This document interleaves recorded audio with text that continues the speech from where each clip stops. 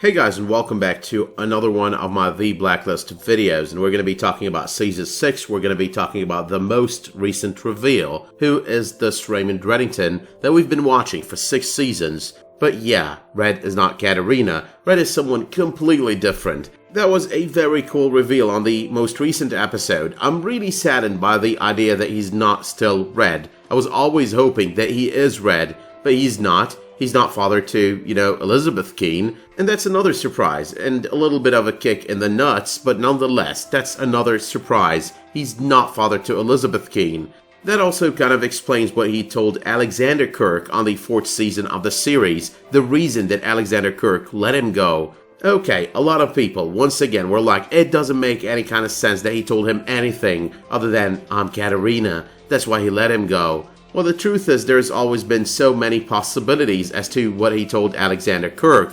One of them is Katarina is alive. One of them, I'm not the bad guy. I'm not the guy that you want. I'm not the guy that your wife slept with, had a baby with him, that baby being Masha Rostova, or, Elizabeth Keene. And you don't have any beef with me because, hey, I'm not Raymond Reddington. But the most recent episodes were so careful as well to kind of present us with other explanations, like why did Red tell Alexander Kirk that Elizabeth was his daughter? It was basically the promise that he made to Katarina Rostova. She tells him that if anything happened to her, she wants him to promise to take care of Masha, and he loves her enough to tell her that he will, as if she was his own. So yeah, he loved her, he loved Masha for her, he loved Elizabeth for her, and that's why he's been taking care of Elizabeth all of these years. He still loves Katarina, but he does it through Elizabeth now. But that brings up yet another question. Where in the hell is Katarina Rostova? Now we know she didn't die the day that she walked into the ocean, supposedly committed suicide, so where in the hell is Katarina Rostova? Now that question does remain unanswered. It does sound like her father might believe she is dead. It is obvious that the last time that he saw her, she was still alive, so there's a good chance that, she's still alive. That's basically the first rule of TV series. If you don't see a body on a TV series, even on movies, that means that there is the possibility that out of nowhere, this person is just gonna show up. I personally believe this episode did prove my point. Now before I continue, everyone who suspected that Red is basically this guy who worked under the supervision of Oleander at some point and happens to have been in love with Katarina, yeah, you guys deserve a great round of applause. Some of you might not have suspected the love part, but nonetheless, that theory was great, and that theory hit the nail on its head. But there are a couple of discrepancies, the way that Reddington gets emotional in court, like earlier this season, when everyone is basically listening to the recording of Katarina. That kind of emotional state, that's all about Reddington. It felt like it was all about Reddington. But this guy could be a great actor, Reddington, or this version of Reddington. But there is another possible reason though. However, I'm going to be presenting it as part of a theory that I'm going to be presenting later on over the course of this video. Moving on though, the other discrepancy over here is why would a Russian spy, a Russian agent, care so much for the safety of the United States? But I'm not gonna dwell on that because that might be revealed later on, that might be clarified later on, so I'm just gonna wait on that. I'm hoping for a flashback of sorts that tells us why Reddington decided, okay, you know what, I'm gonna give them all these criminals and all these people who are basically working against the United States. Once again, there might be an ulterior motive. I'm going to be discussing one of those possible ulterior motives later on over the course of this video, and there is the possibility that it's all about the closeness to Liz, being pretty close to her in order to protect her.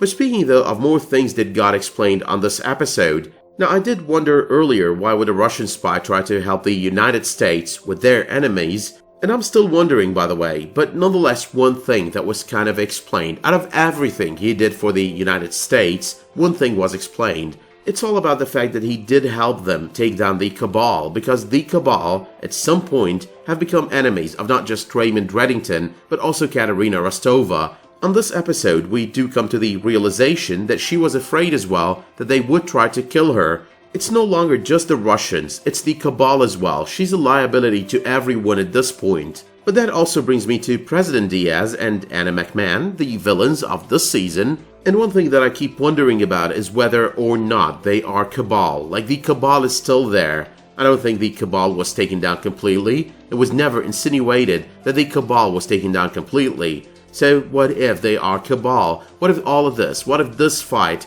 is all about the Cabal, all the way from the beginning until the very end? Ilya Koslov on these 2 episodes, the man who was in love with Katarina, the man who does talk about being promised since we were young, don't remember the age off the top of my head, but nonetheless, the man who keeps talking about that, he does talk as well about the fact that he knows that she does love Raymond Reddington. He mentions it in passing, but he knows that she loves Raymond Reddington. But the man still loves her and the man still cares, and he knows that the Cabal ruined the life of Raymond Reddington and they kinda ruined the life of Katarina. So all that he's doing is possibly out of revenge for Katarina, or he's basically after Katarina because after all of this, Katarina was turned for good. It would end up being something around the lines of she became the top of the food chain, or she was close enough to the top of the food chain. The food chain over here being a food chain that starts with the Cabal on top and ends with the world that they basically want to dominate. So all of these options are still open, all of these options are still up for grabs, and there is a good chance that John Bockenkamp didn't want to confirm that this episode is going to give us like a final answer, because there is an answer beyond the answer. There's the Katarina Rostova answer. Now I know I sound like I'm contradicting myself at times. I'm asking a question and wondering about it and then kind of answering it. I'm not really answering it, I'm just presenting options. It's up to you to judge, and it's up to you to decide which theory or which scenario is the one that you want to subscribe to. But oh my, there are a lot of questions that I still want to share with you, a lot of ideas as well and theories that I want to share with you. But let's start with this one. Remember that portrait that was sent to Reddington on Season 4? Now considering the villain of such season, Alexander Kirk, I've always subscribed to the idea that he's the one who sent it to Red. But what if it was Katarina? What if that portrait with Liz standing on his grave, possibly on his grave, with a knife in her hands or with bleeding hands, don't remember exactly right now, what if it was Katarina? Alright, bear with me for a moment here.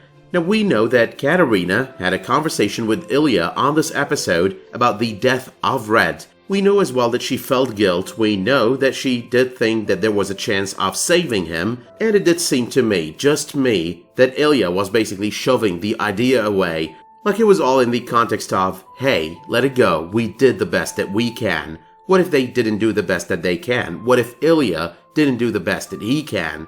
Now remember that recording of the conversation between Alan Fitch and Katarina Rostova. That was really the tone of someone who was still in love with Red, or actually in love with Red to start with, because we kind of keep getting denials that she was in love with Red, but everything kind of hints that she was in love with him. There's even the chance that he seemed to be so touched by that recording in court because he was thinking, oh, all the love I had for her, and yet she still loved that other guy, probably to her dying day or to the day that she disappeared. So what if there was a fallout? What if she hates him because he didn't help Red? What if he was motivated by his love for her and the chances that he's gonna end up with her if he lets Red go, if he lets him die and she ends up without Red?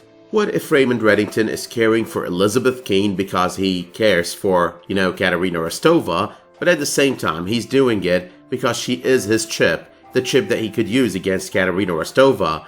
What if Katarina Rostova realized what his plan was all along? She's out there now, she's trying to work on exposing him, ruining his life for all the aforementioned reasons, letting Red die, basically ruining his reputation post his death, all of that. Now I'm not going to be able to get everything that was explained on this episode, past events that were explained on this episode, but off the top of my head, there is the fact that he wasn't so emotional when he met Jennifer, and that's basically explained by the fact that he's not really her father.